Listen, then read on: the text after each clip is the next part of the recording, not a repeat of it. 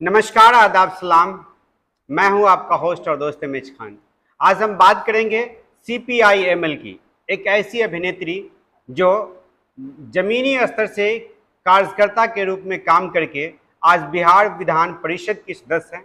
हम बात कर रहे हैं शशि यादव जी की, जो एपवा की राष्ट्रीय उपाध्यक्ष भी रही और अभी हैं भी, और दरभंगा 2 दिवसीय दौरे पर आई हुई थी। आज हम जानने समझने आए हैं कि आखिर शशि यादव, जिनका जन्म 1969 में हुआ, और आज इतनी संघर्ष के बाद आखिर संघर्ष इनके जीवन में विधान परिषद सदस्य बनने तक का संघर्ष का जो यात्रा है, वो यात्रा कैसे रहा और कहाँ से इनकी शुरुआत हुई, और आज जिस मुकाम पे हैं उस मुकाम पे पहुंचने के लिए जो इनके साथ जो कार्यकर्ता अभी भी काम कर रही हैं, संघर्ष के जीवन से जी रही है, जो बड़ी पूंजीपति घराने से नहीं आती है लेकिन संघर्षशील है, राजनीति में उनका योगदान है और वो राजनीति में सक्रिय रहती हैं, उनके लिए क्या भविष्य दिखता है भाकपा माले में। मैडम, सबसे पहले आपका स्वागत है। कैसी हैं? 2 दिवसीय दौरे पे हैं। बिल्कुल ठीक है, और आपका भी स्वागत है जो आप आए हैं बातचीत करने के लिए। मैडम, जब आप राजनीति में जब आपका कदम आया तो क्या आपने ये सोचा था कि आपको राजनीति ही करनी है या फिर कोई और चीज़ का चॉइस था? देखिए, राजनीति करने से पहले इच्छा थी जॉब करने की और उसी दिशा में आगे बढ़ रहे थे, मगर मैट्रिक के आते आते हम लोग मैट्रिक से पहले ही एक तरह से कह लीजिए कि हम लोग छात्र राजनीति में सक्रिय हो गए थे जमशेदपुर में। और छात्र राजनीति में जब गए, ABSU था, ABSU से फिर अगर संजोगवश कह लीजिए कि ABSU का सम्मेलन इसी दरभंगा में था। अच्छा। और उसमें मैं पहली बार छात्र संगठन में आई थी यहाँ, और वहीं से एक तरह से कह लीजिए कि लाइफ का दिशा बदल गया और आगे कोई अच्छी नौकरी करने के बजाय बल्कि हमारे दिमाग में था कि मैं एक अच्छी टीचर रहूं, बनूं। तो वहाँ से फिर हम लोगों का टर्न हो गया और इस दिशा में आगे बढ़ते चले गए। तो मान लिया जाए कि राजनीति में कर्म भूमि आपकी दरभंगा है? नहीं, मतलब वो शुरुआत थी यहाँ। वो स्टेट कॉन्फ्रेंस था ABSU का, और उसी स्टेट कॉन्फ्रेंस में जमशेदपुर से मैं यहाँ आई थी। उससे पहले पॉलिटिक्स में थी आप? नहीं, पहली बार मैं आई, पहली बार दरभंगा में आप आई। उस समय मैट्रिक की स्टूडेंट। वो टर्निंग पॉइंट आपका दरभंगा था, जो शिक्षक बनने की इच्छा रखने वाली एक महिला साधारण सी राजनीति में आई और विधान परिषद के सदस्य हैं। अच्छा, राजनीति में जब आई तो आपके पास धन बल की कहें या फिर राजनीतिक के परिवार से, घराने से आप थी? हाँ, बिल्कुल, राजनीतिक परिवार से। हमारे फादर नक्सलवाड़ी आंदोलन, जो चर्चित आंदोलन है, और उस नक्सलवाड़ी आंदोलन में हमारे फादर थे, उसके पहले से थे। और नक्सलवाड़ी आंदोलन के समय में हमारे फादर अपना जॉब, उस समय टेल्को में जॉब करते थे, और उस जॉब को छोड़ करके वो नक्सलवाड़ी आंदोलन में जा चुके थे। उसी के लगभग हमारी मतलब जन्म है। तो उसके बाद उसके बाद भी हमारे फादर जॉब में रहे, हमारी माँ पॉलिटिक्स में रही। और उस समय जमशेदपुर में कह लीजिए कि महिला संगठन का स्थापना करने वाली हमारी माँ निर्मला यादव रही हैं। तो उस परिवार से बिलोंग करते हैं, और वहाँ से फिर हम लोग, हमारी भी राजनीतिक इसी विचारधारा बात जब खुली है तो ये भी समझ में आ रहा है कि आपके पिताजी ने भी राजनीति के लिए त्याग अपनी नौकरी की दी थी। ये तो अब बात स्पष्ट है। और महिला विंग की जो संस्थापक सदस्य कह लीजिए उस जिला की, वो आपकी माताजी थी। तो राजनीतिक घराने से आप थी। हाँ, बहुत बड़ा राजनीतिक घराना नहीं था, लेकिन जो लोग कहते हैं कि राजनीति में आना है तो धनबल की आवश्यकता है, आपको क्या लगता है अभी तक? इसकी कोई धनबल की राजनीति बिल्कुल एक दूसरी राजनीति है।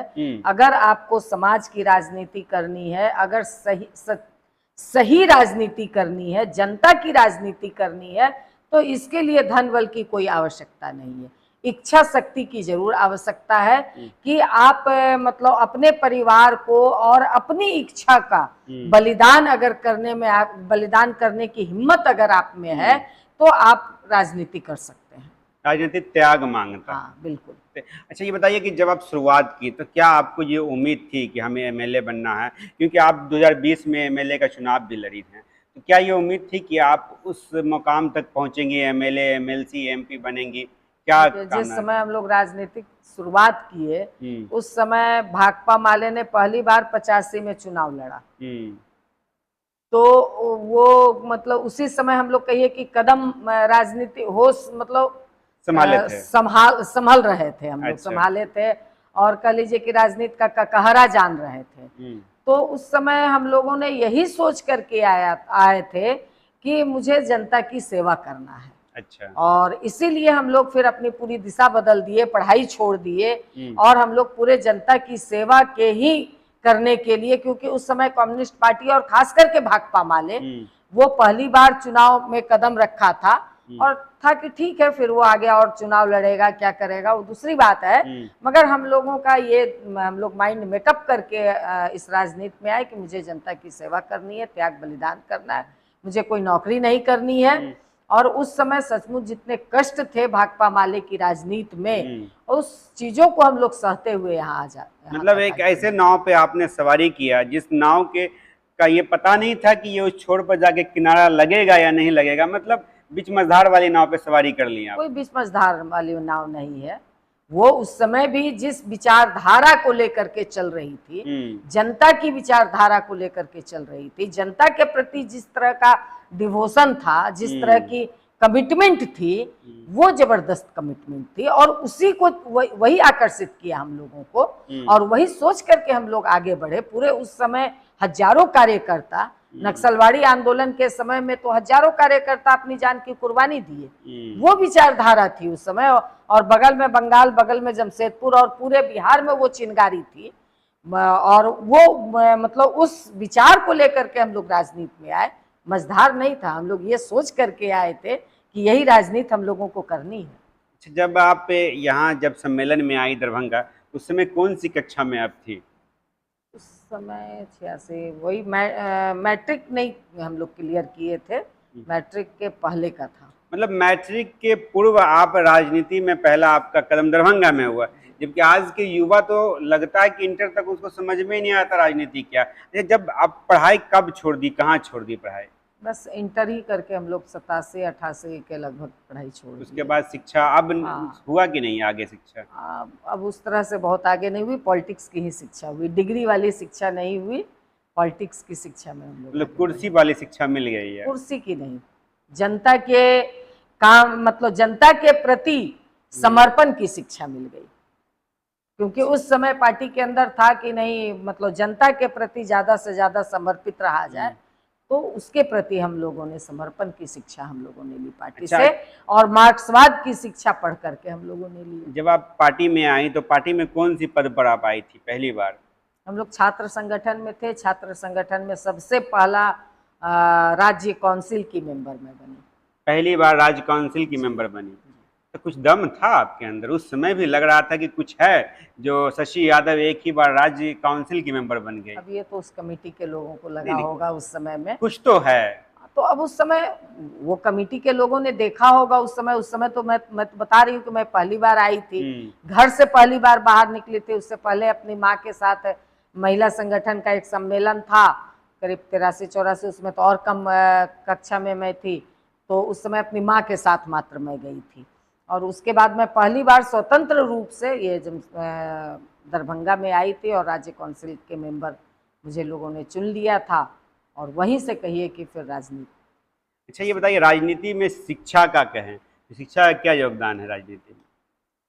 देखिए, समाज के प्रति समझदारी होनी चाहिए।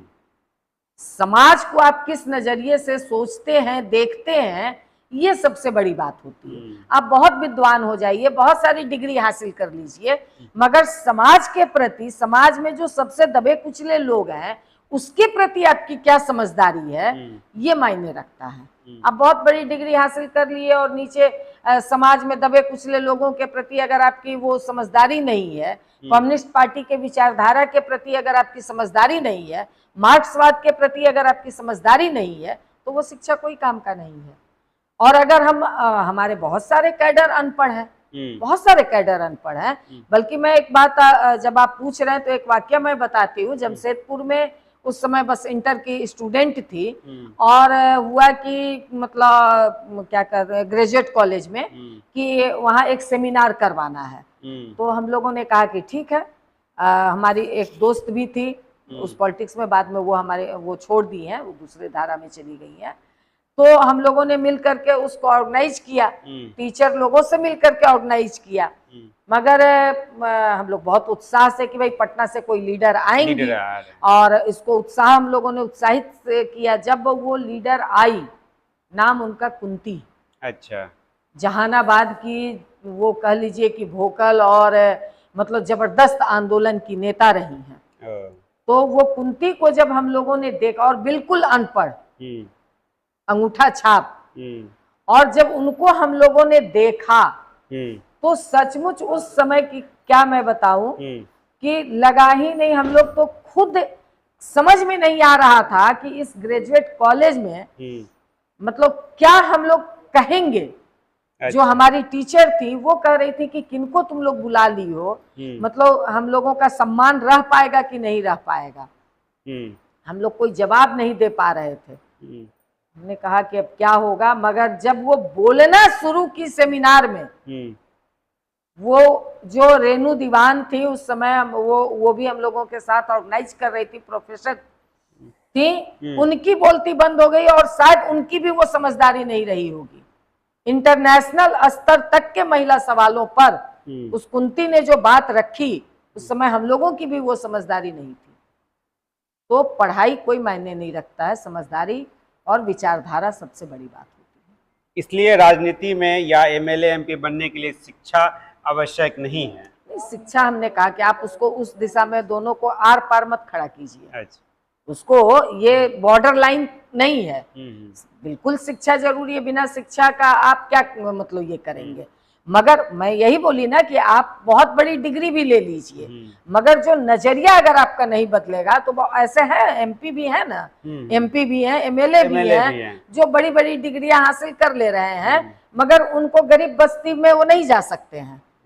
गरीब बस्ती में अगर खुदा न खास्ता उनको कुछ वोट लेने के लिए जाना भी पड़ा, तो वो नाक पे रुमाल रख करके जाएंगे। हमारे ही मोदी जी ही जो है, तो मोदी जी क्या कर रहे हैं, या जो भाजपा के बड़े बड़े नेता हैं, अगर दलित, उनको वोट की राजनीति करनी है, दलित बस्तियों में जा रहे हैं, घर में अगर जा रहे हैं, तो उनकी थाली मतलब बाहर से आ रहा है, भोजन बाहर से आ रहा है, और वहां बैठ करके खाने का वो दिखावा कर रहे हैं। तो है तो बहुत बड़े बड़े डिग्रीधारी लोग। अब वो डिग्री क्या है नहीं है वो दूसरी बात है, मगर है ना डिग्रीधारी लोग, और राजनीति ये कर रहे हैं। जो आपके साथ जो जुड़े हुए हैं छात्र छात्रा, जो एपवा से जुड़ी हुई छात्रा हैं, तो उन्हें क्या कहिएगा कि राजनीति के साथ साथ शिक्षा को भी कंटिन्यू रखना है, या फिर राजनीति पर अधिक फोकस देना है? क्या सजेशन रहेगा आपका? देखिए, ये अपना व्यक्तिगत निर्णय है। ये सब अलग अलग अपना व्यक्तिगत निर्णय है कि कोई पढ़ करके अपना सोचते हैं कि भाई हम अपना जॉब करते हुए राजनीति करेंगे। बहुत सारे हमारे छात्र आज के संदर्भ में भी अगर आप कहिए तो वो ठीक है, पढ़ाई भी कर रहे हैं, मगर पढ़ाई के साथ उनका मुख्य काम राजनीति करना है। तो ये व्यक्तिगत निर्णय होता है कि वो किसको फोकस करेंगे। मगर जो शिक्षा ले रहे हैं, आप बेहतर शिक्षा लीजिए, और शिक्षा लेकर के आप वो शिक्षा को जनता के काम में लाइए। जो आज सबसे ज्यादा दबे कुचले लोग हैं आज के देश में भी, आजादी के 74-75 साल के बाद भी आज जिस लेवल पर गरीबी है, इसके लिए आप अपनी शिक्षा को काम में लाइए। मैं ये अपील करना। अच्छा, इस युवा पीढ़ी की बात करें, युवा पीढ़ी को राजनीति में आना चाहिए या नहीं? बिल्कुल आना चाहिए, क्योंकि युवा पीढ़ी अगर राजनीति में नहीं आएगा, तो जो लोग राजनीति कर रहे हैं, तो आज कह लीजिए कि वो सही दिशा में राजनीति नहीं करेंगे। राजनीति की दिशा बदल जाएगी अगर बड़े धनाढ्य लोग, पैसे वाले, क्योंकि आज आप चुनाव में आप देख लीजिए, तो चुनाव में जो आज चुनाव की राजनीति हो गई है, पैसे के बल पे हो गया है। आज एक वार्ड का भी अगर चुनाव लड़िए, तो बिना लाखों रुपया खर्च किए एक वार्ड का चुनाव आप नहीं जीत सकते। तो अगर युवा ही एक बदलाव का कहिए कि ये द्योतक होता है, तो युवा के अंदर एक क्रांतिकारी विचार भी मतलब मजबूती से रहता है। तो ये जरूर है, मगर बहुत सारे आज जो युवा इधर उधर दूसरी राजनीति में, खास करके फाशीवादी राजनीति में, खास करके तानाशाही राजनीति में जो वो फंस रहे हैं, मैं उनसे कहूंगी कि इससे आपका देश गलत दिशा में जाएगा। आपकी विचारधारा कुंठित हो रही है, इसलिए आप एक सही विचारधारा के तहत देश को, क्योंकि बड़ी जिम्मेवारी युवा के कंधे पर होती है, देश को सही दिशा में ले चलने का। एक राजनीति के प्रति एक आम धारणा है, राजनीति अच्छी चीज़ नहीं है, बहुत गंदी है, इससे लोग कतराते हैं राजनीति में आने से। तो इस कतराने की वजह से क्या राजनीति गंदी हो रही है? देखिए, ये धारणा कुछ लोगों ने पैदा किया है, क्योंकि वो सोचते हैं कि बस ये राजनीति हमारे लिए बनी रहे, और वो उसी के बल पे राजनीति करते हैं, गुंडागर्दी के बल पे, हथियार के बल पे, पैसा के बल पे। तो वो सोचते हैं कि भाई हम मतलब वो ये दिखाना भी चाहते हैं कि इससे सही लोग राजनीति में ना आए, वो डरे। अगर आप जैसे आप कहे ना धन बल, तो लोग अब ये कहना शुरू कर दिए कि हमारे पास इतना पैसा तो नहीं है कि हम राजनीति करें। बिल्कुल। तो कह लीजिए कि मतलब ये सरकार और एक तरह की विचारधारा के लोग इसको प्रोड्यूस करते हैं, इसको स्थापित करते हैं, जबकि राजनीति ऐसी नहीं है। राजनीति का मतलब है, क्योंकि आप एक कदम बिना राजनीति के नहीं चल सकते। आज अगर आप महंगाई पर बोलिएगा तो वो भी राजनीति है, आप अगर शिक्षा पे बोलिएगा तो वो भी राजनीति है, आप महिला उत्पीड़न के खिलाफ बोलिएगा तो वो भी राजनीति है। क्या आप एक कदम बिना अगर आपकी महंगाई बढ़ रही है तो क्या वो बिना राजनीति के बल पे महंगाई बढ़ रही है? तो ये हमको सही दिशा में राजनीति करनी है। आज अगर आप कहिए तो हमारी महिलाओं को आज ये लोन में जो फंसा करके आज वो महिलाएं, हमारी बहनें आत्महत्या के लिए मजबूर हो रही, क्या ये राजनीति का अंग नहीं है? ये नीतीश कुमार ने शुरू किया, माइक्रो फाइनेंस कंपनियों को बढ़ा करके, जीविका को बढ़ा करके, आज जीविका को वो 1500 रुपया भी उसका खत्म कर रहा है। हाँ, तो ये राजनीति नहीं है। ये तो आपने एक राजनीति के तहत ही न किया कि पूरे महिलाओं को क्या कहते हैं, कर्ज के जंजाल में फंसा ले और उसके बाद हम जैसा कहेंगे वैसा हम अपने राजनीति में इस्तेमाल करेंगे। तो मैं यही कहना चाहती हूं कि एक कदम आप बिना राजनीति के नहीं चल सकते। इसलिए राजनीति तमाम लोगों को करना चाहिए और सही राजनीति करना चाहिए, तमाम गरीब गुरबों की राजनीति करना चाहिए, अपने देश को सही दिशा में ले जाने वाली राजनीति करनी। 2020 में आप चुनाव लड़े एमएलए का, कहाँ से लड़े थे? मैं सबसे पहले तो आपके दरभंगा में ही लड़ी थी एमपी का चुनाव। अच्छा। उसके पहले 90 में लगता है, ये बहुत पुरानी बात होगी। 90 में जी, 90 में किनके विरुद्ध लड़ी थी? 90 था ना, 90 ही के लगभग रहा होगा, 89-90 के लगभग। उस समय थे फातमी साहब। फातमी साहब आपके अपोनेंट थे जी। और कई लोग थे, तो उसमें फातमी साहब राजद वर्सेस CPI-ML था। हाँ, उस समय में तो उस समय पहली बार मैं, कैसा रहा अनुभव उस समय? पहली बार चुनाव लड़ी थी तो अच्छा अनुभव था, फातमी से जम करके। आज फातमी साहब आपके करीबी भी है। ठीक है, उस समय भी बातचीत होती ही रहती थी।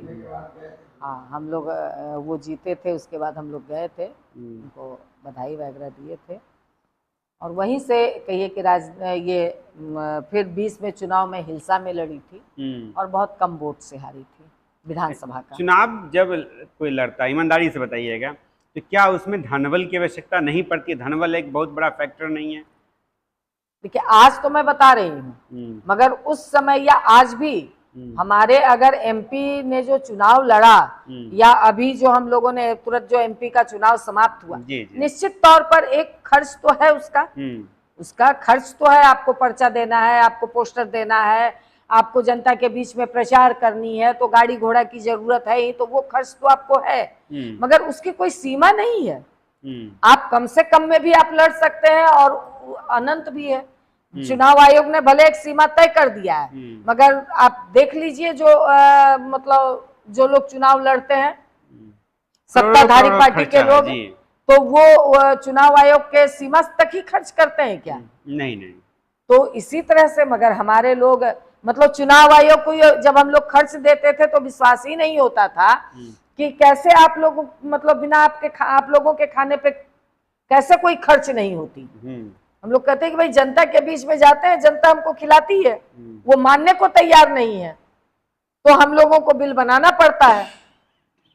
अच्छा, एक चीज़ बताइए कि एमएलसी का चुनाव लड़ी और आपका जो ये सफ़र है राष्ट्रीय उपाध्यक्ष तक का एपवा में, ये कैसे कैसे तय हुआ? बस उसी समय से हम लोग महिला संगठन में आए, दिल्ली में थे, उसके बाद दिल्ली से आए बिहार, बिहार में महिला संगठन की स्टेट सेक्रेटरी की जिम्मेवारी मिली, राज्य सचिव की। तो हम लोगों ने महिला आंदोलन को संगठित करना और उसको कहिए कि एक मुकाम तक ले जाने का काम बिहार में हम लोगों ने किया।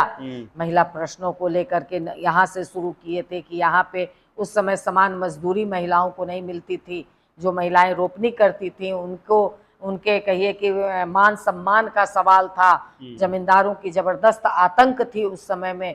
उन तमाम प्रश्नों को हम लोग उठाते हुए, मजदूरी का सवाल उठाते हुए, और बिहार में महिला एपवा का कहिए महिला आंदोलन का एक जबरदस्त हम लोगों ने मतलब आंदोलन को यहाँ हम लोगों ने स्थापित किया, और वहाँ से करते हुए महिला आंदोलन को हम लोगों ने आगे बढ़ाया, और धीरे धीरे पार्टी और महिला संगठन ने पद मतलब देते चले गए, तो आज आप लोगों के बीच में है। राजनीति में महिलाओं की अभी भूमिका बहुत कम है, ये बात सही है या नहीं? हाँ, बिल्कुल सही है। कैसे ये बढ़ेगी? क्योंकि ये सत्ताधारी पार्टियों ने महिलाओं को सिर्फ इस्तेमाल किया।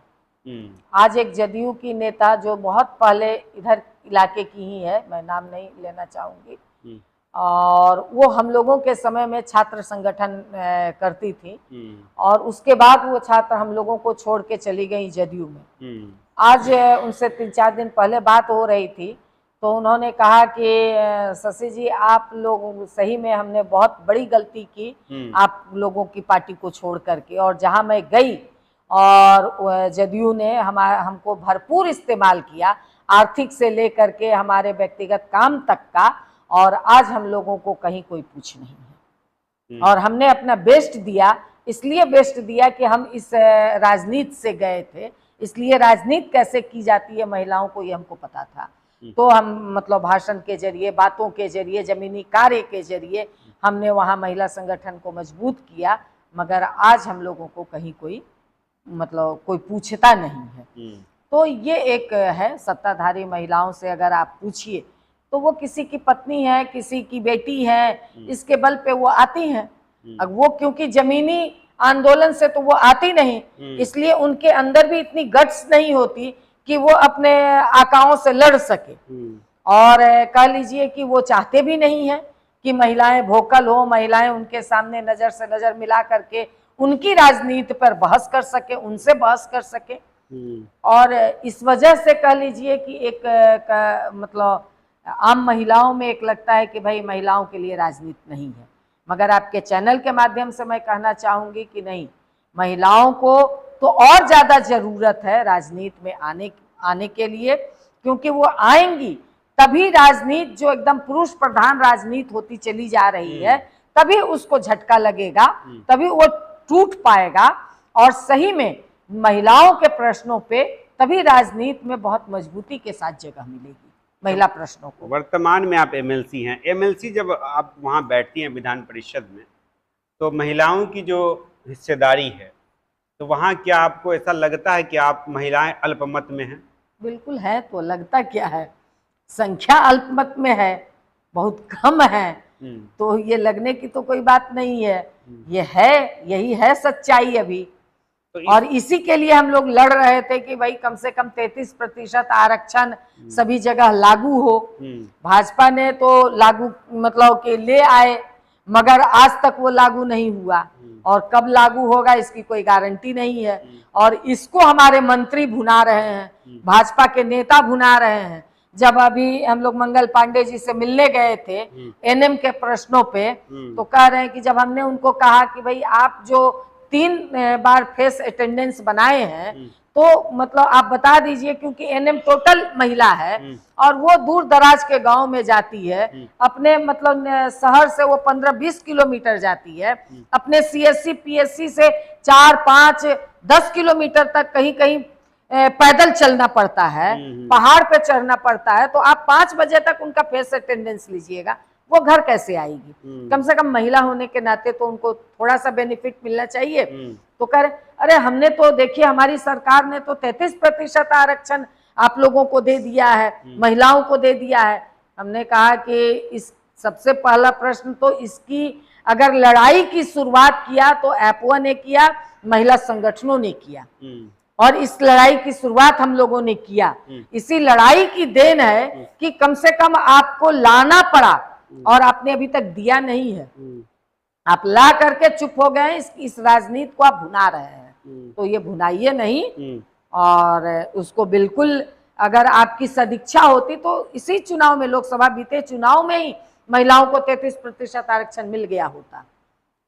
तो इसलिए इसके लिए हम लोग लड़ रहे हैं और आगे भी लड़ेंगे कि महिलाओं को राजनीति में, विधानसभा और लोकसभा में आरक्षण मिले। जब आप विधान परिषद में आप आवाज उठाती हैं तो आपकी संख्या, आपके दल की संख्या कम होती होंगी, तो क्या एक दबी हुई आवाज भी लगती है कभी कि दबी हुई आवाज? हमारे दल का तो एक ही संख्या है, नहीं, इंडिया गठबंधन की बात। इंडिया गठबंधन की भी संख्या है, तो कह लीजिए कि आवाज अकेले हो या महागठबंधन के साथ हो, अगर आप सही मुद्दों पे खड़े होते हैं तो वो आवाज बुलंद होती है। और आपने देखा होगा कि विधान परिषद में हमने अकेले भी महिला प्रश्नों का पोस्टर लेकर के खड़े हुए, और वो एक मिसाल बना कि एक अकेली महिला भी प्रश्नों को लेकर के खड़ी हो सकती है। तो महिलाओं में भी हिम्मत आया कि अगर हम अकेले हैं, 2, 4, 5, 10 भी हैं, तो अपनी आवाज को हम बुलंद करें। तो और आपने देखा कि राबड़ी देवी का जिस तरह से अपमान ललन सिंह ने किया था, और विधानसभा के अंदर मुख्यमंत्री ने एक उन्हीं के विधायक, मतलब आरजेडी के विधायक रेखा देवी का अपमान किया था।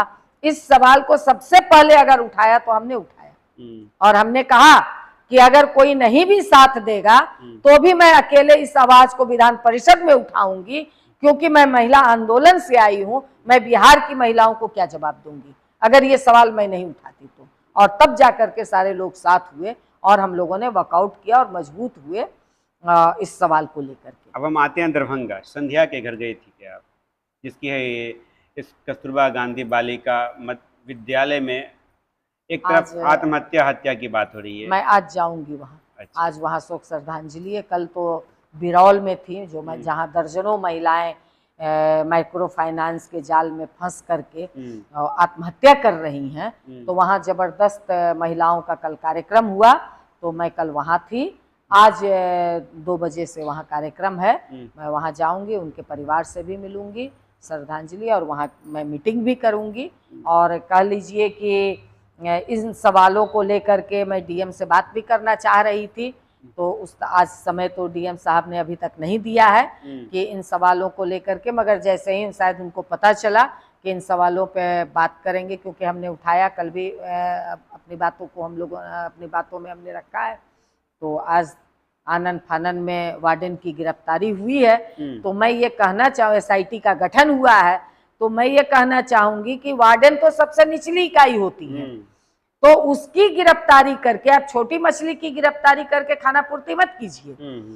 क्योंकि यहाँ हम लोगों ने डीका हत्याकांड में भी देखा था कि वो उसमें पूरा तंत्र शामिल होता है।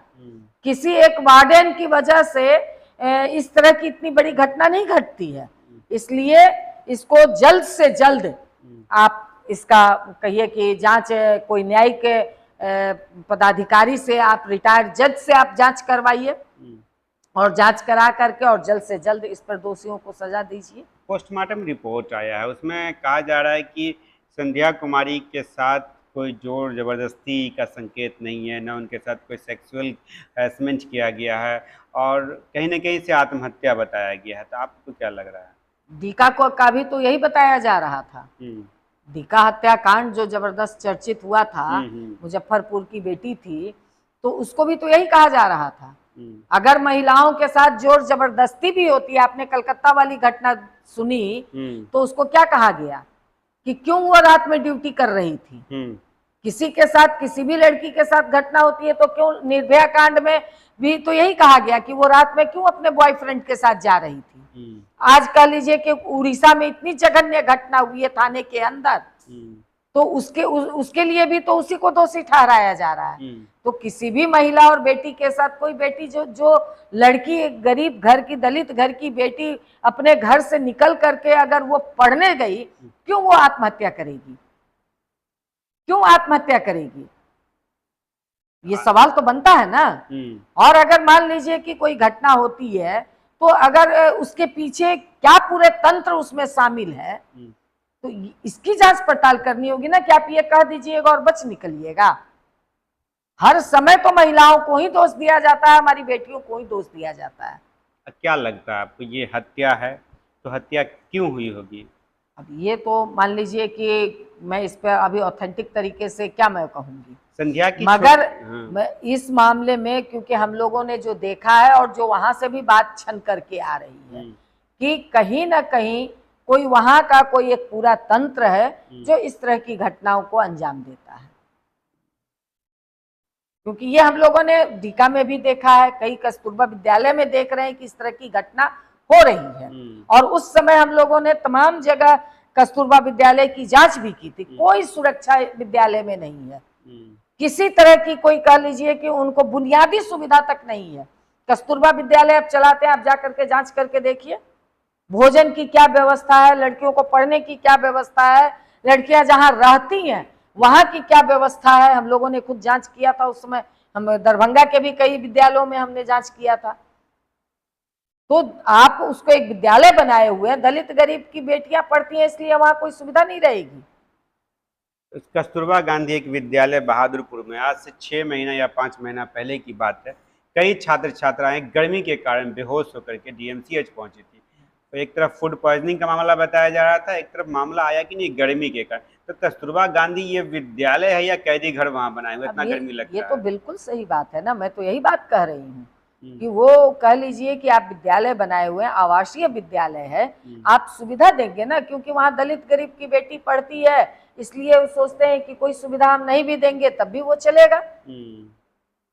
तो ये जो नजरिया है गरीबों के प्रति, दलितों के प्रति, और सरकार बात करती है कि हम दलित उत्थान कर रहे हैं, महिला सशक्तिकरण कर रहे हैं, महिलाओं को अधिकार दे रहे हैं, और बिहार के अंदर महिलाओं की क्या स्थिति है, हमारी बेटियों की क्या स्थिति है, ये सारी चीजें तो आज उजागर हो रही हैं।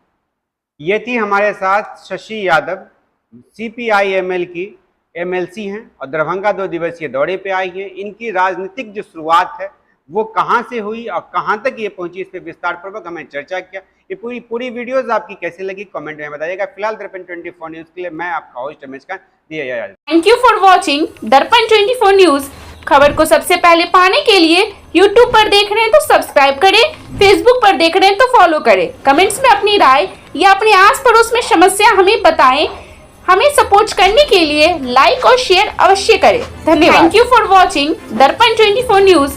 खबर को सबसे पहले पाने के लिए YouTube पर देख रहे हैं तो सब्सक्राइब करें, Facebook पर देख रहे हैं तो फॉलो करें। कमेंट्स में अपनी राय या अपने आस पड़ोस में समस्या हमें बताएं। हमें सपोर्ट करने के लिए लाइक और शेयर अवश्य करें। धन्यवाद।